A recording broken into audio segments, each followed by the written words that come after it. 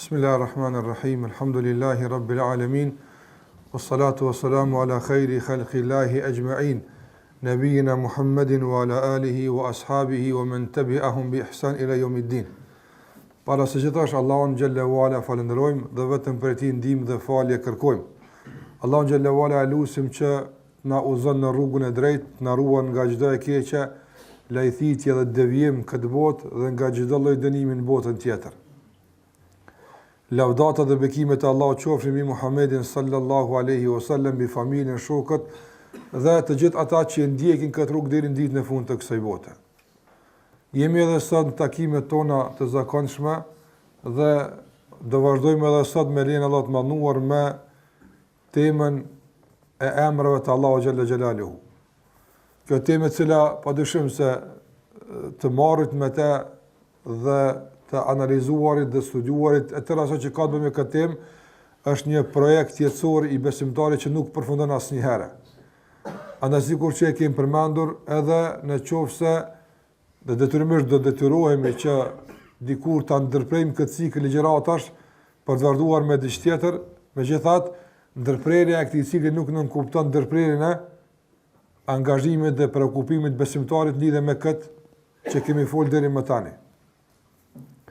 Emri Allahu xhallahu ala që do të flasim sot për të është një prej emrave të Allahut te bareke ve teala, të cilët në kuadër të asaj që kemi bërë më herët, kur i kemi ndarë emrat e Allahut azza wa xal në bazë ndikimit që e kanë në zemrën dhe jetën e besimtarit, kemi thënë se ka emra të cilët do të thotë e ushqejnë zemrën e besimtarit me madhërim ndaj Allahut xhalla xhelaluhu, në shtrim dhe përkushtim ndaj tij, dashuri, pastaj shpresë, frikë e kështu me radhë. Emri që do të flasim për të sot është vështirë me ndosë cilës kategori të ndikimit i takon. Nëse thua se është emër që ka të bëjë me madhërimin e Allahut xhallahu ala, është tërësisht kështu. Nëse thua se ka të bëjë me emrin ose me kategorinë e emrave të Allahut xhallahu ala që kanë të bëjnë me rritjen e dashurisë ndaj Zotit xhallahu ala, edhe është gjithashtu i kësaj natyre kështu me radhë.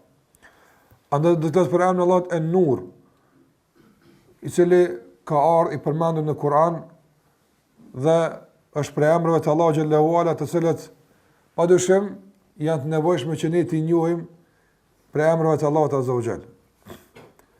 Se përkat emrit të Allahut En-Nur dhe vetë emri En-Nur ne të gjithë e dimë se çfarë kuptimi ka nuri, edhe vetë e përdorim si shprehje.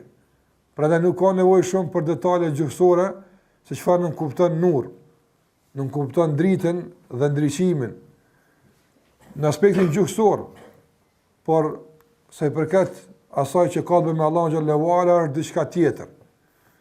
Fillimisht Allahu xhallahu ala në surën En-Nur, në kapitullin e dritës në Kur'an, e ka përmend ajetin i cili ka të bëjë me emërtimin e Allahu xhallahu ala se është nur. Andaj Allahu xhallahu ala ka thënë Allahu nuru s-samawati wal ard. Allahu është nuri i qiellve dhe i tokës. Se i përket komentit të dietarëve për këtë emër, se çfarë kuptimi ka, para se të kalojmë te kuptimi i këtij emri në raport me Allahun xhallahu ala, ky emër në raport me Allahun xhallahu ala ose në përgjithësisht është përmend në ndoshta 4 kuptime kryesore. Në 4 kuptime kryesore të cilat do disa kanë bënë me Allahun xhallahu ala, disa kanë të bëjnë me disa prej krijesave të Allahut xhallahu ala. Andaj dietarët e kanë përmend se En-Nur fillimisht është emri i Allahut azza wa xal. Dhe për këtë do thotë ndoshta nuk ka ndonjë mospajtim të theksuar në mesin e dietarëve, se një nga emrat e Allahut xhallahu ala është Nur, dhe pikërisht është përmend në surën En-Nur ajo që e ka më herët. E dyta do të thotë ka të bëjë me cilësimin e Allahut xhallahu ala me këtë nur. Fillimisht është emërtimi i tij ku Allahu thot Allahu nuru s-samawati wal ard. Allahu është nuri, unë po e përdor shprehjen nur, pastaj inshallah do të fillojmë me tregu çfarë nën kupton kjo në raport me Allahun azza wa xal. Por si termi përdorur, nganjëherë përdorur si emri Allahut, Allahu nuru samawati wal ard. E nganjëherë përdorur si cilësia e Allahut xhalla xhelalu, sikurse ka në surën Zumar, në ajetin 69, Allahu xhallahu ala thot: "Wa ashraqatil ardu bi nuri rabbiha." Ditën e gjykimit, ditën e ringjalljes, Allahu thot: "Wa ashraqatil ardu bi nuri rabbiha." Do të zdritet dhe ndriçohet toka me dritën e Zotit të saj. Këto është cilësia Allahu xhallahu ala, se e ndriçon, vepron me këtë cilësi në raport me një krijesë të tij.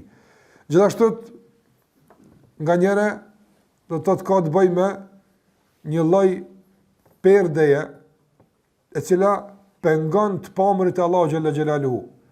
Dhe nuk ka mundësi me pa Allahu xhallahu ala askush për shkak të këtij nuri. Prandaj, sikurse ka thënë pejgamberi sallallahu alajhi wasallam, hijabuhu nur, perdja e tij, ajo që pengon pamjen e tij është nur. Law kashafahu la ahraqat subuhatu wajhihi man taha ilayhi basaruhu min khalqi. Ka thënë Muhamedi sallallahu alaihi wasallam, do të thotë se perdja e tij është nur dhe po të shfaqej diç nga kjo, apo drita e fytyrës së tij do të diçte çdo gjë që ka para veti. Andaj nuk është e mundshme për momentin, nuk ka kapacitet asnjë krijesë Allahu xhallahu ala që të shikon për te këtij nuri. Dhe ulemat e kanë përmend se mundësia e besimtarë për ta pa Allahu xhallahu ala yawm al-qiyama është për shkak të një aftësie të shtuar që Allahu ia jep krijesave për të pas mundësi me e pa për te kësaj nuri, për te kësaj drite. Përndryshe është e pamundshme të shihet Allahu xhallahu ala, për shkak se, sikur që përmend një prej shkaqeve, është perdja e tij që është nur, është dritë.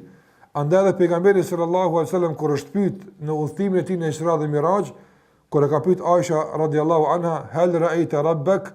A ka pa Zotin tënd? Ka thonë: "Nurun anna ara." Dritë e madhe prej katasha. Dritë e fuqishme nuk mund të shihet. Prandaj në qoftë se vëndëruar dielli është veç një ndriçim, apo që e ka marrë fuqinë e ndriçimit nga drita e Allahut azza wa jall, dhe ajo është shumë e vogël, shumë e pakët, dhe ai nuk mund shikohet. Nuk mund ta shikojmë diellin sepse jemi shumë larg prej tij, apo nga s'na pengojnë rrezet e diellit të tij, e çfarë të mërmania për atë dritë e cila është, do thotë perde për ta pa Allahun xhallahu ala. Për këtë arsye edhe kur ka kërku Musa alayhi salam me pa Allahun xhallahu ala, i shfaq kodrës një pjesë e kësaj drite, e këtij nuri, apo e cila ka bërë faja'alahu dakka, e që e ka bërë, do thotë hije dhe plor, thërmia të vogla ka shndruar, do thotë kodrën. Prandaj Allahu xhallahu ala është nur, por mënyra se si është ai nur ne nuk e dim, apo nuk është i ndriçuar, por drita është prej tij. Andaj dietarët islam kur kanë dashur me komentu këtë emër të Allahu xhallahu ala, se në raport me Allahu xhallahu ala çfarë kuptimi ka, kanë dhënë disa kuptime. Imam Taberiu rahimahullah në tefsirin e tij, kur e komenton ajetin Allahu nuru samawati wal ard, se Allahu është drita e qiellit dhe tokës, sikur se ka në surën An-Nur, ka thënë është udhëzuesi i tërë asaj që ka në qiell dhe në tokë. Andaj e kanë përdorur për ta kuptuar më lehtë nur, e kanë përdorur emrin Allah el-Hadi, që e kemi mësuar, e që është udhëzuesi. Andaj Allahu xhallahu ala me dritën e tij do të ndriçon qiellin dhe tokën, që të udhëzohen njerëzit edhe në kuptimin fizik të ecjes dhe të pamjes së gjërave, por edhe në aspektin kuptimor, apo që të ndriçohen me udhëzimin e Allahu xhallahu ala, që dinë se çka është e mirë, çka është e keqe. Prandaj shumë nga dietarët tash e kanë komentuar emrin Allahut en-Nur me el-Hadi, udhëzuesin. Dhe këtë sikur se përmenda ka përmendur Imam Taberiu rahimullah, edhe Ibn Kathiri dhe shumë nga dietarët e tjerë. Ndërsa Sheikhul Islam Ibn Taymi rahimullah kur e komenton emrin Allahut en-Nur, thotë se mbetet en-Nur emri Allahut azza wa jall, mbetet emri i tij dhe Allahu xhallahu ala nga emri i tij është nur, drita dhe ndriçimi. Jo që ai është i ndriçuar, apo dhe jo se ndriçohet Allahu xhallahu ala larg asaj që të mendojmë këtë mënyrë, por sikurse ka të bëjë me çdo emër të Allahu xhallahu ala. Leysa kemithlihi shay. Kjo është ajo që na jep kuptimin e drejtë. Nuk i ngjan atij asgjë. Prandaj ne nuk kemi kapacitet, as nuk kemi mundësi logjike dhe mendore që ta perceptojmë se në çfarë mënyre është kjo. Apo për këtë arsye edhe dietari i njohur Sa'di rahimahullah, kur e komenton emrin Allahut an-Nur, thot se nuri, do të thotë në raport me Allahun xhallahu ala i ka dy kuptime. Nur i cili është hissi, nur i prekshëm, në kuptim konkret, por nuk e dim këtë formë. E që një nga kuptimet e këtij nuri të prekshëm konkret është perdhja që pengon pamjen e Allahut xhallahu ala. Dhe ka përmend pastaj ata ditën që se më herët se nuk ka fuqi as kapacitet as një krijesë që të shikon në këtë nur. Dhe po shfaqej diç prej tij, do të diçte çdo gjë që ka para veti. Andaj nuk e din gjersin, dhe nuk e din madhsin, dhe nuk e din formën reale të kësaj as kush pas Allahu xhalla xhelaluhu. Sikurse nuk e din as kush prej krijesave asgjë realisht nga emrat edhe cilësitë Allahu xhallahu ala. Për shembull, ne e dim se Allahu xhallahu ala dëgjon, apo? Dhe dëgjimi i tij dallon nga shikuarit, apo? Mirë, po sa ose në të kuptim, a mune me mat me diç sa dëgjon Allahu xhallahu ala? Nuk ka mundësi kur. Ne themi dëgjon çdo gjë, po kjo çdo gjë është në raport me neve, apo? E përtej kësaj çdo gjë, a dëgjon Allahu xhallahu ala? Po dëgjon. Prandaj nuk mundem ne ta kufizojmë kuptimin e emrit apo cilësisë Allahu xhallahu ala. Ne mundojmë ta kuptojmë në raport me neve, që ne të kemi mundësi të ndriçojmë në hijen e këtij kuptimi për atë që neve na duhet, por jo që kuptimi jon dhe sqarimi jon të jap kufi emrit Allahu xhallahu. Prandaj kjo është e qartë. Prandaj Allahu xhallahu ala është nur. Mirë, po tek ne për shembull nuri, drita që është, apo drita këtu nën kupton dëbimin e errësirës. A duhet në kuptuar kështu tek Allahu xhallahu ala se drita e tij ka dëbuar errësirë caktuar? Absolutisht se jo. Atë nuk ka të bëjë me ballafaqim mes dritës dhe errësirës, por është dritë që nuk ballafaqohet me të asgjë në kuptimin që i takon Allahu te bareke ve taala. Dhe kjo është një kuptim i rëndësishëm që ka të bëjë me emrin e Allahut en-Nur. Prandaj kuptim konkret, por sikurse i takon Allahut azza wa jall, dhe ne nuk mund të futej më tepër për te kësaj. Prandaj sikur që e përmend edhe më herët se në qoftë se Musa alayhis ka kërkuar nga Allahu xhallahu ala me pa Allahu xhallahu, apo dhe Allahu xhallahu ka thonë unzur ila al-jabal, apo shiko në drejtim të kodrës. Fa in istaqarra makanahu fa sawfa tarani. Në qoftë se mbetet në vend ai kodër, do të më shohësh. Apo falamma tajalla rabbuhu lil-jabali ja'alahu dakka wa kharra Musa sa'iqa. Dhe pastaj ju shfaq Allahu kodrës, ja shfaqi Allahu xhallahu dritën e tij kodrës, apo e cila e bëri hije dhe plor kodrën. Dhe Musa u përplas, do të thotë në tokë i ra të fikt. Prandaj nuk kemi kapacitet, nuk është e mundshme, logjika e njeriut ta kupton çfarë është kjo. Po ne mundojmë të japim një shpjegim të përafërt që na ndihmon pastaj për të vazhduar motutje udhtimin që na përket neve. Dhe ndahemi prej këtu, ndahemi ne nga kuptimi më të tjeshëm i asaj që ka të bëjë me Allahun xhallahu ala. Andaj sikurse çdo emër të Allahut te bareke ve taala. Për shembull, ne e dimë se Allahu xhallahu ala sikurse përmenda, dëgjon dhe sheh. Dhe ne deri ku udhtojmë me këtë emër të Allahu xhallahu ala, deri ku e kuptojmë dallimin mes dëgjimit dhe shikimit. Dhe aty. Se Allahu dëgjon dhe sheh. Por ajo që ka të bëjë me mënyrën e dëgjimit, dhe ajo që ka të bëjë me gjersinë e dëgjimit, dhe ajo që ka të bëjë me formën e dëgjimit, të gjitha këto janë të panjohura për neve dhe është e pamundshme të njihen. Është e pamundshme të njihen nga se fillimisht Allahu xhallahu ala nuk e ka përmend detajzimin e kësaj atje ku është burimi i njohjes, e që është fjala Allahu xhallahu ala dhe fjala e pejgamberit sallallahu alaihi wasallam, e para, e dyta, edhe po ta shpjegonte Allahu xhallahu ala, apo me këto aftësi dhe këto mundësi njeriu nuk do të kishte mundësi ta kuptonte, nga se mendja e tij, logjika e tij, arsyeja e tij janë të kufizuara në këtë drejtim, andaj nuk mund të kupton. Nga se njeriu kupton në bazë të vetës së tij. Çdo gjë që del jashtë vetës së tij, ai nuk mund të kupton. Nuk mund të kupton nga se nuk i është dhënë mundësia për të kuptuar më tepër. Prandaj Allahu xhallahu ala sikurse thot në Kur'an, "Wa ma utitu min al-ilmi illa qalila." Juve ju është dhënë nga dia vetëm se pak. Do të ajo që nuk e dim është shumë më tepër se që jeni e dim apo kemi mundësi ta dim.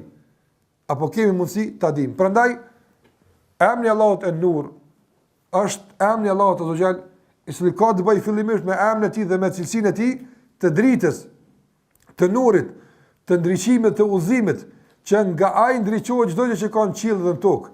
Andaj nga drita e Allahut azza xal ndriçohet xheneti, tek i cili nuk ka ditë as nuk ka natë, nuk e ndryshon dielli xhenetin, apo po ndriçohet nga drita e Allahut azza wa jall që nuk ka më kurrë natë atje, apo nga drita e tij ka marrë edhe dielli që ndriçon botën, apo dhe kjo është konkret, ti e sheh konkret këtë dritë, e sheh reflektimin e kësaj drite në jetën e përditshme. Andaj kjo dritë që është jashtë tash, apo prej kujt ka ardhur? Allahu xhallahu ala ja ka dhënë dritën një pjesë apo diellit që ai të ndriçon me të në këtë botë dhe me këtë ndryshim ka ndryshuar atë bota ku ka prik rrezja e diellit apo. Prandaj ekziston emri Allah, është emri Allah duhet të them, nur dhe në aspektin konkret, e po që formën e kësaj konkretësie ne nuk e dim deri në formën e fundit, por e dim se ndriçon, nga se prekum diç nga kjo dritë e Allahu xhallahu ala konkrete. Dhe gjithashtu kuptimi i dytë i emrit e nur do të ka të bëjë me ndriçimin e zemrave të robëve të Allahu xhallahu ala me njohjen e tij. Apo nga se Allahu xhallahu ala ka ndriçuar zemrat e pejgamberëve dhe ka ndriçuar zemrat e pasuesve të pejgamberëve me njohjen e Allahu xhallahu xhelaluhu. Prandaj sa është fut këto zemra nga njohja e Allahu xhallahu ala, nga madhërimi i tij, nga nështrimi ndaj Allahut te bareke ve teala kështu me radhë. Prandaj kjo është ajo që neve më shumë të na intereson. Ndriçimi i zemrave tona me njohjen e Allahut. E sikurse thot Sadi rahimullah, në qoftë se thot Sadi rahimullah, në qoftë se njohja e Allahut është gjëja më e madhe që ka pas mundësi zemra ta ketë. Do të njohja e Allahut xhallahu ala është diçka më e madhe që ka pas mundësi një zemër ta ketë. Do të çfarë ta mërmendja kur kësaj njohjeje apo që vije me dritën e Allahut azza xhel. Nga që zemra ndriçohet dhe ky ndriçim e bën këtë zemër të përshtatshme për ta njohur Allahun te bareke teala. Nga se nuk mund të njihet Allahu xhallahu ala nëse zemra është në pozicionin e errësirës, nuk është e mundshme. Por ndriçohet me dritën e Allahut xhallahu xhelalu për atë sa derdh Allahun këtë zemër nga drita e tij dhe e bën të përshtatshme këtë zemër pastaj për njohjen e Allahut te bareke teala. E thot Sadi rahimullah, në qoftë se ndriçimi i zemrës për të bërë përshtatshme për njohjen e Allahut azza xhel është gjëja më e madhe që ka pas mundësi ta priton këtë zemër. Çfarë të mërmenden nëse këtij ndriçimi i shtohet edhe një ndriçim tjetër që ka të bëjë me dashurinë ndaj Allahut xhallahu xhelaluhu. Apo edhe përzihet dashuria ndaj Allahut me njohjen e Allahut xhallahu ala, atëherë thot mbushet zemra me ndriçim nga të gjitha anët e saj dhe padyshim e përfshin një kënaqësi e cila të i kalon kënaqësitë konkrete që i prek njeriu në aspektin fizik të jetës së kësaj bote. Prandaj kuptimet e madhërimit të Allahut xhallahu ala, kuptimet e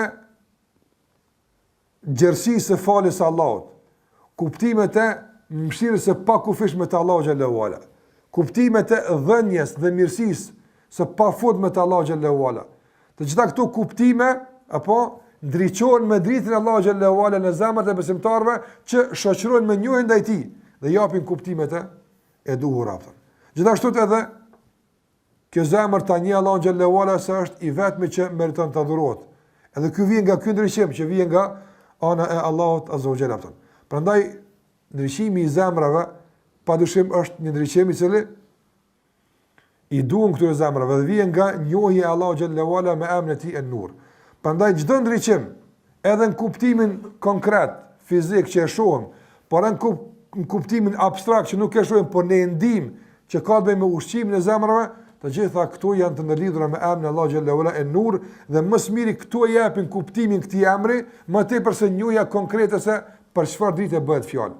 Andaj ne mund ta shpjegojmë emrin Allah nur në bazë të reflektimit të këtij emri, ndikimit të tij te krijesat, më tepër se që mund ta njohim realitetin e kësaj drite apo të këtij emri të Allahu xhallahu ala që vjen nga drita, nga se vetëm mbulesa apo perdja e tij që është nur, thash është diçka që nuk mund të perceptohet gjerësia e saj dhe fuqia e saj, e lërëm ajo që është për te kësaj drite, e që është Allahu xhallahu xhelalu, e që është vetë ai nuri, do të perdja është një nur, por vetë Allahu xhallahu ala është nur, vetë Allahu xhallahu ala është nur, andaj sikurse ka thënë pejgamberi sallallahu alaihi wasallam se po të jeket perdja la ahraqat subuhatu wajhihi, ndriçimi i fytyrës së tij do të digjte çdo gjë që ka para vetë apo. Këç ka para vetë do të digjë nga fuqia e kësaj drite, nga se nuk është e mundshme të shikohet. Prandaj edhe ajo që e kemi të njohur nga akidja e Ahlus Sunne wal Jamaa, se Allahu xhalla xhelalu do të shihet yawmul qiyama dhe do të kemi mundësi me pa fytyrën e Allahu xhalla wala, këtë fytyrë që sot po të shfaqej do të diqte qetë tokën. Para në çfarë fuqie jep Allahu xhalla wala krijesat e tij, robëve të tij të devotshëm që të kenë mundësi të shikojnë në fytyrën e Allahut te bareke ve taala. Andaj kjo është ajo që ka të bëjë me kuptimin e emrit të Allahut an-Nur. Ti rikthehemi që edhe pak mos shkaktohet një keq kuptim se ka mos pajtim te selefi për emrin an-Nur. Qase dikush mund ta kupton se ata e kanë bën një lloj teuli, e kanë bën një lloj komentimi, ndoshta jo të drejtë për drejtë te emri të Allahut an-Nur, duke komentuar me udhëzim e jo me dritë. Sheikhul Islam ibn Taymi rahimullah thot se komenti i shumë dietar të selefit te emri të Allahut an-Nur me udhëzues është koment me një pjesë të kuptimit e jo me tërë kuptimin e këtij emri. Dhe kjo është e njohur tek selefi. Dhe kur vije për shembull komenti i ndonjë emri të Allahut apo i ndonjë ajeti në Kur'an, vije nga disa anë prej selefit, kjo nuk kupton mos pajtimin, po nuk kupton do të thotë komentuar me një pjesë të kësaj e që edhe tjetër është pjesë e kësaj nuk bie në kundërshtim me atë. Për shembull, ajetin e surës Fatiha, ihdina siratal mustaqim. Siratal mustaqim na udhëzon në rrugën e drejtë. Siratal mustaqim shumë nga dietarët e selefit e kanë komentuar në forma të ndryshme. Disa kanë thonë siratal mustaqim është Kur'ani. Disa kanë thonë siratal mustaqim është Islami. Disa kanë thonë siratal mustaqim është devotshmëria. Disa kanë thonë suneti. I ki 7-8 mendime. A janë këtu në përplasjen me tjetrin? Jo, të gjitha janë një. Apo mirë, po dikush është qasë nga një kënd, e dikush nga një kënd, andaj siratal mustaqim është tërësia e këtyre kuptimeve. E tash dikush nga këtë tërësi e kuptime e bën një njësi të saj, nga se për shembull e përdor në vend caktuar. Është duke folur për Kur'anin dhe i thotë Kur'ani është rruga e Allahu xhallahu ala drejt, dhe thotë ihdina siratal mustaqim.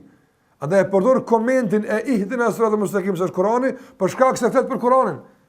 Dikush tjetër ka përdorur dikun tjetër, por kur bashkon këto mendime, thotë Sheikhul Islam ibn Taymi rahimullah se mos pajtimi i selefit në tefsir, në koment të ajeteve të Allahu xhallahu ala, edhe të emrat të Allahut kur ndodh, është i natyrës së quhet ikhtilafu tanawwu. Është mos pajtim i lloj-llojshmërisë, e jo ikhtilaf tadad, e jo mos pajtim i përplasje të kundërshtimit. Nga se nuk përplasin mendimet e selefit rreth çështjeve bazike të fesë kurse janë emrat e Allahu xhallahu ala. Por nganjëre vije komenti i lloj-llojshëm, apo për treguar pasurinë e kuptimit që e bart në vetën e tij ky emri Allahu xhallahu ala, e jo për treguar përplasjen e mospajtimit që është në mes të këtyre burrave të parë. Andaj edhe këtu, disa kanë se nur është emri i Allahut, e rëndësishme është se këtë kanë pranuar të gjithë nga selefit, nuk ka mospajtim se Allahu ka emrin e nur. Pastaj kur kanë dalë me zbatuj praktikisht në aspektin kuptimor, çka është e nur, e kanë parafruar me udhëzim, se normalisht me dritën e Allahut çdo gjë është udhëzuar. Edhe udhëzimi fizik, ne kur të ecim rrugës për ta dalluar rrugën kash, për të pa çka kemi përpara, për të evituar rreziqet me çfarë bëjnë? Me dritë. Nga se po të ishte errësirë e plot, nuk do të shihej, do të pamundsoj orientimi në rrugë, në natyrë kudo që jemi. Andaj jemi të udhëzuar fizikisht me dritën e Allahu xhallahu ala. Edhe gjithashtu edhe njohja e rrugës së drejtë.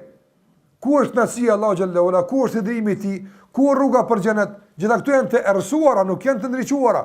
Përveç atë kur ndriçohen me dritën e Allahu xhallahu ala. Dhe kjo është udhëzim. Andaj njeriu që është në errësirën e mëkateve, njeriu që është në errësirën e ignorancës, njeriu që është në errësirën e largimit nga Allahu xhallahu ala, udhëzohet i themi apo e çka nuk kupton udhëzohet, e prek Allahu xhallahu me dritën e tij dhe e ndriçon për ta parë rrugën të cilën nuk e kishte parë më herët. Për këtë arsye, do të thotë ka lidhshmëri të madhe mes e nur dhe hadi, nga sa Allahu udhëzon me dritën e tij apo. Prandaj edhe në shumë vende në Kur'an Allahu xhallahu ala e ka emërtuar kan Muhammedin sallallahu alaihi wasallam si dritë, e ka emërtuar Kur'anin si dritë, nga sa ato janë ndriçues dhe me to njerëzit ndriçohen në jetën e kësaj bote. Prandaj kuptimi i emrit të Allahut e nur vlerëruar është kuptim i cili nuk del jashtë asaj që njihet gjuhësisht. drita, por realiteti saj nuk dihet, format i përmenëm emën, cilësi, mbulesë, ndriçim të disa krijesave të tij kështu me radhë, dhe këselevi kur e komentojnë si udhëzues nuk dalin jashtë kornizave që i bart në vetën e saj, do të thotë kuptimi i këtij emri të Allahu xhallahu ala, dhe nuk ka mos pajtim mes tyre në këtë drejtim. Kjo është sa i përket, domethënë, kuptimit të këtij emri, edhe pse thash dietarët që kanë komentuar këtë emër, për shembull shumicën e rasteve gjendet kuptimi i emrit të Allahut Nur, ndoshta më tepër është marrë me atë aspektin teorik të shpjegimit, nga se ka shkaktuar problematik, do të thotë pamundësia e kuptimit të drejtë të këtij emri, e pastaj më tepër është futur në debate që ne nuk kemi nevojë gjitha këto tash me i shpalosë, me i tregu se si e kanë komentuar Mu'tazilet, e si i janë kthy Ahlus Sunne wal Jamaa kështu më radh, nga se në esencë nuk ka qenë kjo metode shpjegimit tonë në këto ligjërata. Prandaj ju mundova me bëni prezant të përgjithshëm të asaj që gjendën e pëllibat të ulemave lidhe me emrin Allahu te Nur dhe kuptimet të këtij emri. Në çështë tash kalojmë tek ajo pika e rrallë e zakonshme që ka të bëjë me ndikimin e këtij emri në jetën e përditshme. Padyshim, vëllezëruar, se ndikimi i parë që duhet ta përjetojmë nga ky emër dhe nga kjo që po e dëgjojmë për emrin Allahu te Nur është madhrimi i Allahut azza wa jall. Ta madhrojmë Allahun te bareke ve taala. Të shikojmë se çfarë ka thënë Allahu për këtë dritë, çfarë ka thënë pejgamberi sallallahu alaihi wasallam për këtë dritë. Me qoftë se sikur që përmenda më herët, shikoj këtë madhështi subhanallahu xhalla xhelaluhu. Apo shikoj këtë madhështi të Allahu xhallahu ala. Nuk ka mundësi një krijesë të Allahut askush t'i afrohet, që është dielli, që e ka ndriçuar Allahu me dritën e tij. Kush e ka jap dritën diellit? Allahu xhallahu ala. Kush e ka mundsuar që të ndriçon dielli në jetën e kësaj bote? Allahu xhallahu ala. Edhe pse ajo që ka marrë diellin nga drita Allahu xhallahu ala është diçka që absolutisht nuk mund të përmend as në përqindje që ne ta kuptojmë, absolutisht. Sikur që Musa a.s. kur ka qenë me Khidrin në bark, dhe Khidri ka dashur me tregu Musa a.s. se unë e ti dim shumë në raport me njerëzit, po në raport me Allahun xhallahu ala ne s'kemi marrë asgjë nga dija e tij. Andaj ka thënë atë fjalën e orë kur e ka pa një shpend duke marrë me sqepin e tij apo ujë nga deti, ka thënë unë dhe ti kemi marrë nga dija e Allahut aq sa ka marrë ky zog nga ky deti. Edhe pse kjo ka qenë vetëm për ta parafruar, nga sa atë çaq nuk kanë marrë, nga se nuk harxhohet dija Allahu xhallahu ala. Dhe këtë dijen që kanë marrë njerëz nga Allahu xhallahu ala, apo nuk e pakson dijen Allahu te bareke ve taala. Andaj edhe dritën që e marrin krijesat e tjera nga Allahu xhallahu ala, në këtë rast edhe dielli si burim i dritës për neve dhe i energjisë për neve, nuk ka marrë nga drita Allahu xhallahu ala, atë që mund të thuhet se ka marrë, por Allahu e ka ndriçuar me dritën e tij. E nëse vëllezëruar nuk ka mundësi t'i afrohemi në asnjë mënyrë diellit. Madje shkencëtarët e kanë zbuluar, ato prognozat e tyre, zbulimet e tyre, nuk dua të futem dash a janë sakta, se janë sakta, nga se nuk kemi argument fetar që mohon një punë të tillë. Apo mirë po, do të thotë kam përsaktuar, do të thotë se është larg miliona vjet, apo dhe gjithashtu pamundësia e afrimit tek dielli është, do të thotë deri ose mundësia t'i afrohemi shumë e afër, shumë pak më tepër po afrohesh, digjesh komplet. Andaj edhe njëtë në kësaj bote e shohim se nëse njëri ja prezanton lkurën e tij, rrezëve të diellit drejt për drejt, pse është pa u afruar fare në këtë tokë ku Allahu ka vendosur, i digjet lkura afton. Edhe ne më të afrohet më tepër. E çfarë të flasim për Allahun xhallahu ala? Nuk ka mundësi t'i afrohet atij askush. Ai është në lartësirat e larta dhe është afër me robën e tij. Për këtë madhrim të Allahu xhallahu ala, do që nuk ka mundësi askush t'i afrohet. Fuqinë e Allahu xhallahu ala, pushtetin e tij, sundimin e tij, çdo gjë që është në dorën e tij, nuk mund t'i afrohet askush, as për të dëmtuar, as për të marrë pushtetin, as për të njohur çfarë ka te ai, asgjë. Nuk mund t'i afrohet askush Allahu xhallahu ala. Ndërsa Allahu te bareke o teala në tjetër dhe kjo na shton krahas madhrimin ndaj Allahu xhallahu ala, kjo na shton dashurinë për Allahu xhallahu ala. Ja ka mundsu një robit e tij t'i afrohet. Ai është muslimani. është besimtari. Prandaj sikur se ka thënë pejgamberi sallallahu alaihi wasallam se njeriu më së afërmi Allahut është kur është në sejdë. Prandaj Allahu xhallahu ala do të thotë me dritën e tij ka penguar që dikush t'i afrohet. Edhe pse kjo është një sebeb, nëse nuk i duhet Allahut drita për të penguar dikën, por sa për ta shprehë madhrimin dhe madhësinë Allahut te bareke ve teala. Në anën tjetër ka mundsuar disa prej krijesave të tij që t'i afrohen.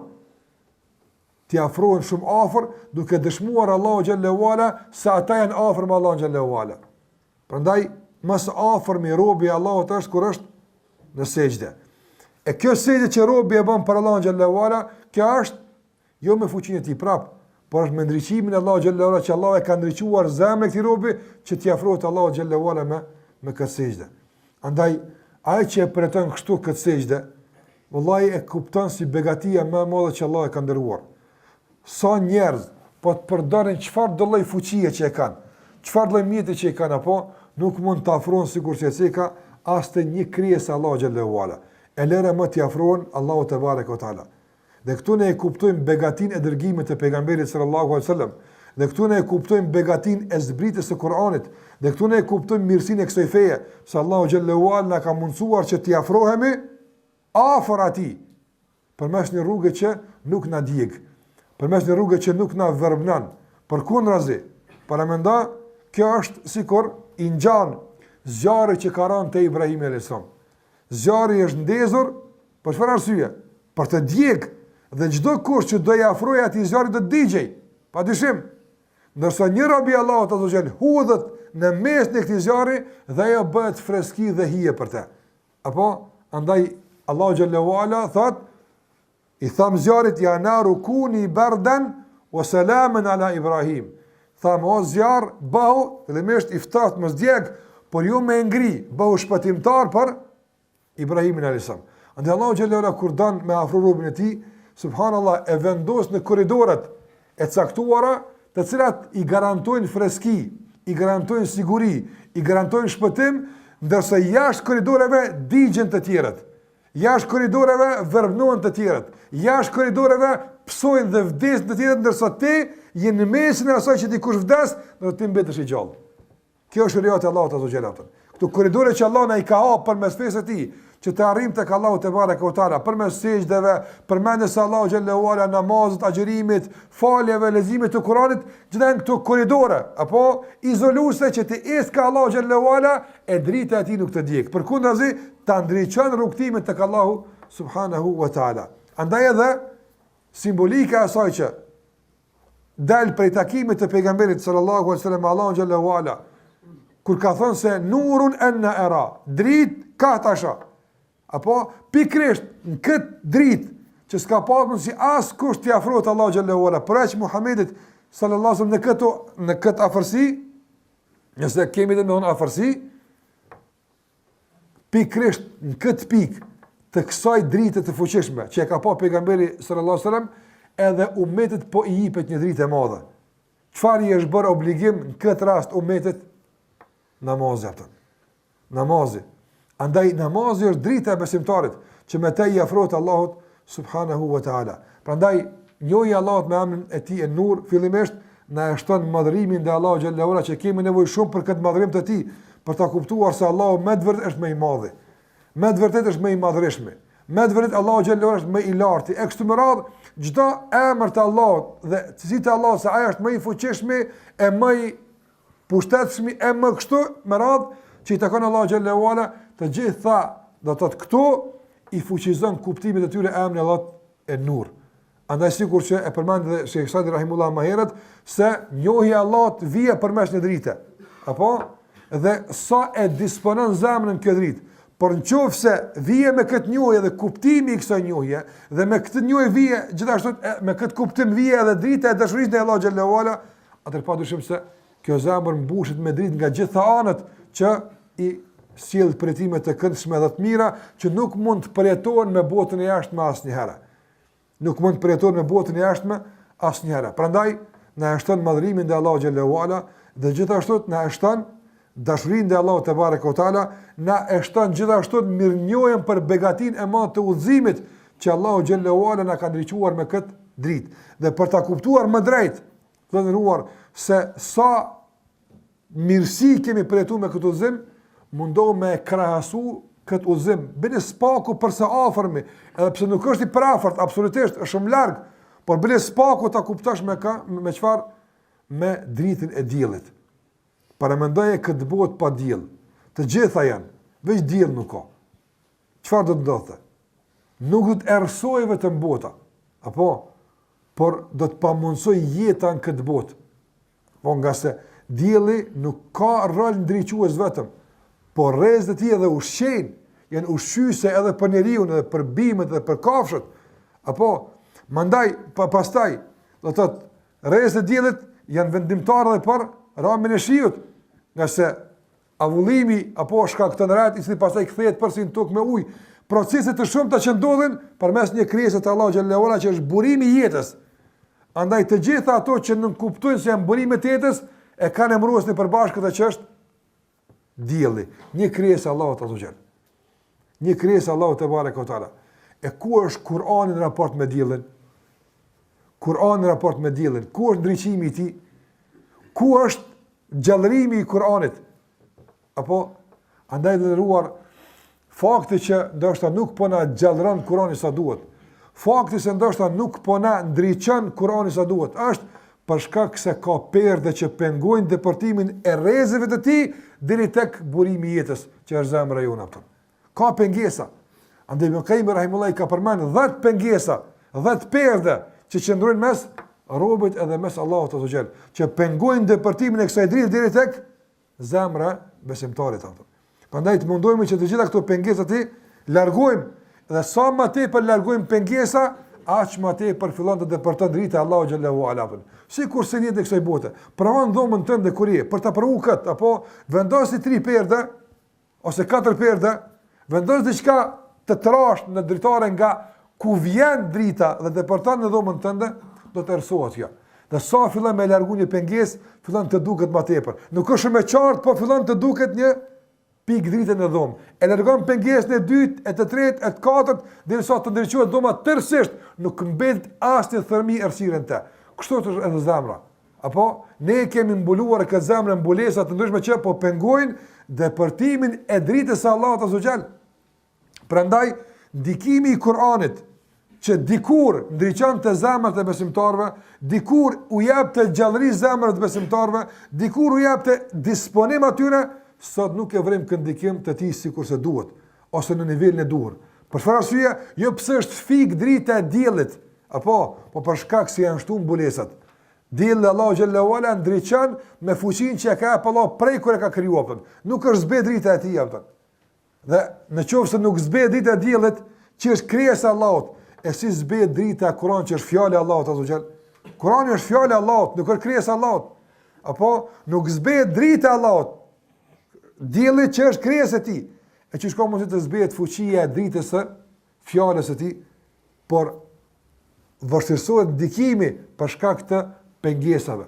Andaj emri Allahut e Nur, vlerëruar në gjithashtu edhe sinjale të qarta se Kurani është nur.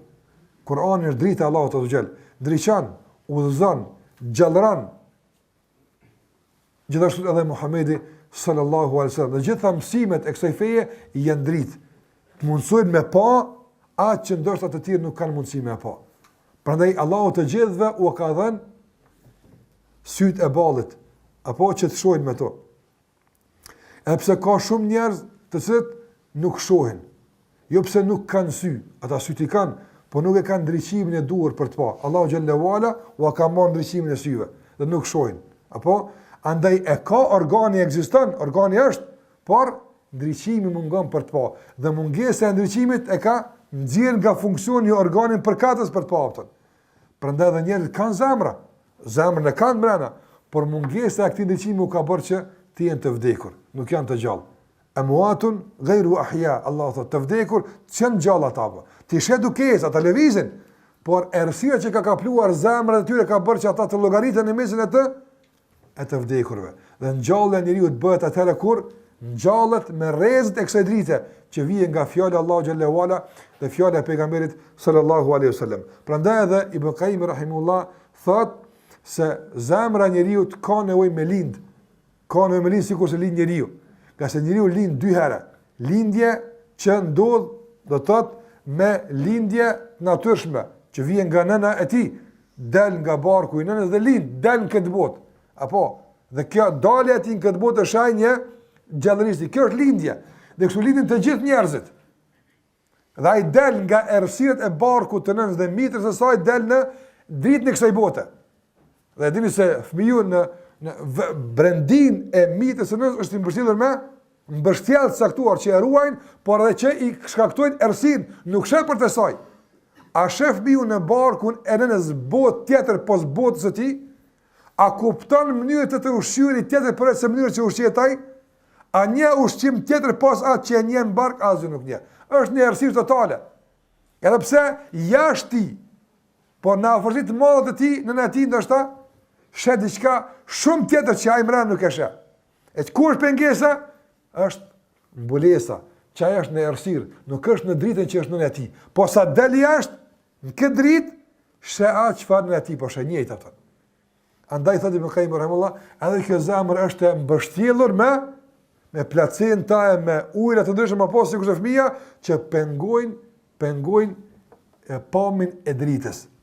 Por nuk janë ato pëlhura ose placenta të zemrës, ato që i ka fëmiu në mitrën e nënës. Po këtu janë, thotë Ibn Qayyim rahimahullah, apo është në dhulmatun nafs. Mas pari ka përfshi këtë zemër errësira e nefsit, apo duhet me thy errësirën e nefsit, pastaj dhulmatul hawa, edhe epshit dhe kujtës dhe lakmis, pastaj dhulmatud dunya, dunjaja vet e errëson njeriu. Që njeriu jeton në hyrje dunjas, errësohet jeta e tij. S'ka perspektivë, nuk ka disponim, vazhdimisht stresin nga ngarkesa. Duhet me i thy këto placenta, këto pëlhura për ta pa dritën e Allahut xhallahu ala. Njeriu që e ka vërshu ose e ka mbulu errësira e epshit, apo s'ka mundësi me pretu dritën e Kuranit, e pamundshme është. Nga se kush e pengon depërtimin e rrezëve të Kuranit në zemrën e tij, epshi i tij, egoja e tij, nefsi i tij, vetja e tij. Prandaj Ibn Qayyim rahimullah e ka përmend se nga ky aspekt llogariten gratë e pejgamberit sallallahu alajhi wasallam nënat e besimtarëve. Jo pse i kanë lind, apo Aisha radiallahu ta'ala anha nuk është nën biologjike jone, absolutisht. A është nën e besimtarëve Aisha? Po, por është nën biologjike tyne, nuk është. Se Aisha s'ka pas mundësi me lind këtë umetin, aja vetë s'ka pas fëmijë. Asë një fëmijë se ka lind Aisha radiallahu anha, vetë. E që shë bon nën pa fëmijë, apo? E po kjo është nën e kuptimi tjetër, nën e gjallërimit të zemrave, jo e gjallërimit të foshnjeve. Nga se Aisha radiallahu anha ka transmetu burimin e jetës nga hadithe e pejgamberit sallallahu alajhi wasallam. Është gruaja e atij që është baba i këtij umeti. Pejgamberi sallallahu alajhi wasallam nuk është bab biologjik i askujt për neve. Ma kana Muhammedun aba ahadin min rijalikum. Nuk është Muhamedi babi i askujt për juve. Në kuptim biologjik, s'ka fëmijë. Walakin Rasulullah, por është i dërguari i Allahut. Por është bab i këtij umeti në kuptimin e gjallërimit të zemrave, lindjes së këtyre zemrave nga errësirat e kësaj bote e epshit e egos e kështu me radhë. Prandaj vëllezër, përse ka pengesa, apo që është e përfshirë zemrën tu, dhe është e rrethuar, pengohet depërtimi i kësaj drite. Andaj ne sara nuk e ndim veten të ndriçuar, sara nuk e shohim rrugën ka duhet të shkojmë, apo sara ndoshta nuk shohim përtej veteve tona, duhet të fajsojmë veten tonë se jemi të përfshirë në ndonjë pëlhur, të ndonjë errësire të caktuar që po pengon depërtimin e dritës. Prandaj edhe dietarët e Islam, sikurse Sheikh Hussein ibn Taymi rahimullah, në momentin kur do të thotë nuk ka pas mundësi me kuptuar ndër meselë dinit, apo nuk është e mundshme me kuptu. A ka mundësi me drita komplet me u fut këtë dhomë, edhe na mos me pa një të është e mundshme? E kjo është e mundshme, por se më ndër thon. Nëse na jemi të verbër. Apo ose nëse na kemi pengesa mes vete. Edhe kjo është dritë. A ka mundësi Allahu xhallahu ala ka zbrit Kur'anin dritë dhe na nuk dim kamerat, djathtë thamajt. Jena me në terr. A është e mundshme? Kjo është e mundshme me situatë kur ka pengesa. Pra Ibn Taymi rahimullah kur ka e ka ndivit nësë është përballë të pengesave, i ka pretu këtë pengesa, se nuk po i mundësin me e pa dritën sa duhet, për ta kuptu qëllimin e Allah xhallahu ala me ndonjë ajet, apo qëllimin e pejgamberit sallallahu alaihi wasallam me ndonjë ajet, çfarë ka bërë Ibn Taymi rahimullah? Ka shkuar në xhamitë e braktisura, e ka vendosur ballin sejdë, që aty kur drita, e aty kyçesh me dritën. Nga se thash aty afrohesh te Allah xhallahu ala. Aty kyçesh me një dritë. Edhe e ka lutur Allah xhallahu ala, i ka thënë: "O ti që e ke mësuar Davudin e Sulejmanin, e ti që ke mësuar Ibrahimin, e ti që ke dritë pejgamberëve, apo mësoj edhe mua që ta kuptoj këtë meselë." Ka kërku ndihmën e ndriçimit nga Allah xhallahu ala për të ndriçuar rrugën e kuptimit të fesë Allah xhallahu ala. Deri nuk e kanë ngritur kokën nga sejdja, deri sa nuk e kanë ndirë këtë dritë, se po fillon të shfaqet, po fillon me kuptua që nuk e kupton të më herët. Andaj këto janë pengesa të ndëruar, sikur sa thash Ibn Qayyim rahimullah i ka përmendur 10 pengesa, sikur sa kufri, shirku, bidati, mëkati në përgjithësi, të lidhur me dikën pas Allahut azza xal, dashuria ndaj kësaj bote, hasedi e shumë të tjera janë pengesë. Janë pengesë, ato janë mbulos, ato janë mbuloja që nuk lejojnë depërtimin e dritës. Prandaj emri Allahu an-Nur na jap gjithashtu me kuptu dhe në pindikimi i tij në jetën tonë është që ti largojmë mbulesat, pengesat, pëlhurat, placentet e ndryshme që po pengojnë depërtimin e dritës së Allahu xhallahu ala në zemrat tona, që këto drita e ngjallin këtë zemër, i japin kuptim tjetër jetës dhe i japin përjetim tjetër adhurimeve që ne i bëjmë në raport me Allahun te bareke ve taala.